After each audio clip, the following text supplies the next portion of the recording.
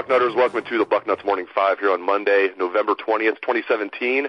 I am Dave Biddle. I'm very happy to be joined by Steve Helwagen.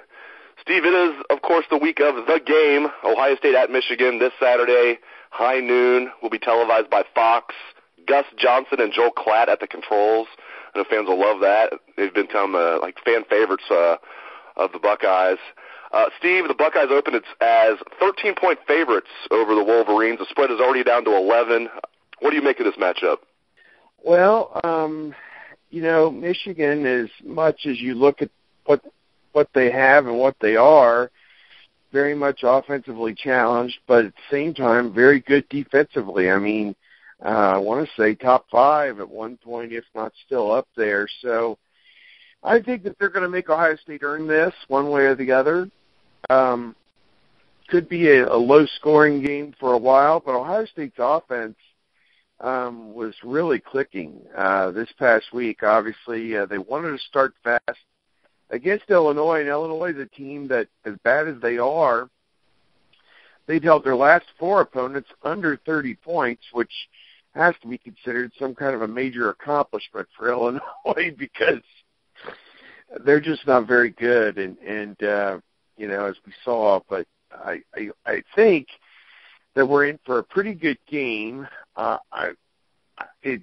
The line came out at 2 touchdowns, and I thought, man, that sounds just about right, because you'd think maybe 31-17 or something in that range, and that's kind of about where it's at. So, Ohio State has played good football the last 2 weeks, Michigan State and Illinois, and it just seems to me like things are coming together for them at the right time, while things are kind of unraveling a little bit at Michigan with the injury to Peters and the way that they played against Wisconsin. I mean, they played right with them for about 2.5 quarters, but Wisconsin, and this is something that Ohio State's going to have to deal with here when that game rolls around the following week. They just find a way to pull away late and win football games. They're 11-0, so this is an exciting time if you're an Ohio State fan. It's been an up-and-down season, and yet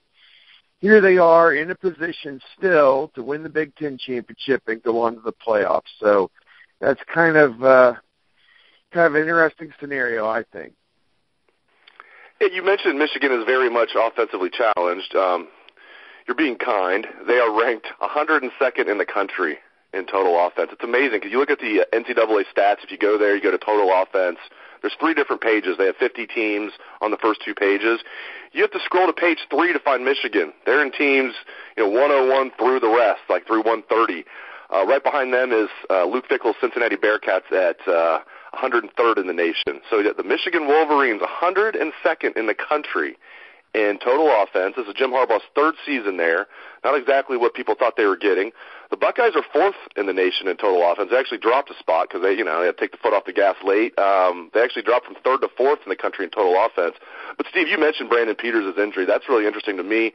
That looked like a season ender just watching it, but now Michigan's saying it's just a head injury, and that could just be them being coy. We're just speculating here. Just the way he reacted on the cart. When you see the way certain players react after injuries, there's a certain way guys usually act after a concussion. They're not usually – he was reacting like it was a serious injury. He was crying, and I'm not making fun of the kid. I mean, I feel bad for him if he had a season-ending injury. Just your take on Brandon Peters. What's your gut feeling? You think he's going to play? I would tend to doubt it. And I was watching that live when it happened. I'd gotten to Ohio Stadium and was getting ready for the OSU game, and it didn't seem like that big of a hit. It just seemed like kind of a normal thing. He unloaded the ball, and the guy came free and hit him and knocked him into the ground, and maybe his head hit the turf. I didn't necessarily see that, but it was a heavy hit, I'll say that, but I just didn't think it was. I was like, what is wrong here? Because it didn't look like he landed on his shoulder or anything like that. So, Steve, he kind of landed on his shoulder. I thought my initial reaction was broken collarbone. We've seen a lot of those, with Aaron Rodgers. We've seen other ones with quarterbacks, but Aaron Rodgers came to mind immediately. It wasn't as bad as Aaron Rodgers where the guy had all of his weight, but it was kind of like that. So I could see how it seemed to me like he broke his collarbone or maybe his labrum. Again, I'm not trying to play doctor, just from watching football, for as many years as I've watched football, there's just certain times you can kind of just tell, okay, that's a serious injury, just the way the guy's acting. Didn't seem like a concussion. It seemed like he broke his collarbone to me. I'm just guessing here, though. Yeah. I'm thinking they're going to go back with O'Korn. He was 2 of 8 in that game, O'Korn was, coming in, so he was completely ineffective. And they've got Karan Higdon, who has had a 200-yard game this year at running back, but they did not run the ball at all against Wisconsin, or effectively at least. So couldn't run it, couldn't throw it, and that's kind of where they are. I think Ohio State's defense, the more and more I think about this, I just don't know how Michigan's going to score a bunch of points in this game. When I go back to 2013, we thought that team with Gardner was terrible offensively as well, and they scored 41 points. Now, as we all know, that was the Everett Withers mess that was going on that year with the defense. So, maybe we discount that, but I just don't see how Michigan scores any points in this game. I mean, maybe 10, maybe 13. I don't know, but it's going to take much more than that to beat Ohio State.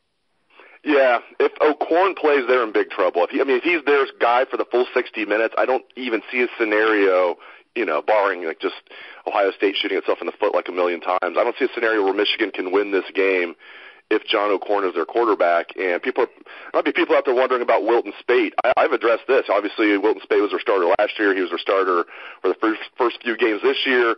3 broken vertebrae against Purdue at Purdue. That caused a big stink with. They didn't think it was handled right medically over at Purdue. And but now, here's the thing with Wilton Speight that's interesting, Steve. He was cleared for practice last week, but he was not cleared for contact. So there was no way he was going to play in their game this past week against Wisconsin. He still has not been cleared for contact to my knowledge, but that could change at any moment. If that changes today or tomorrow and he's able to get a few days of practice in, and Brandon Peters does have a serious injury, we could see Wilton Speight out there. Again, Brandon Peters, if you believe Michigan, and I'm sure we'll learn more about this today, or maybe we won't because maybe they'll still be coy about it.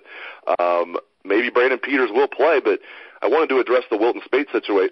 There's a chance Wilton Speight could play in this game.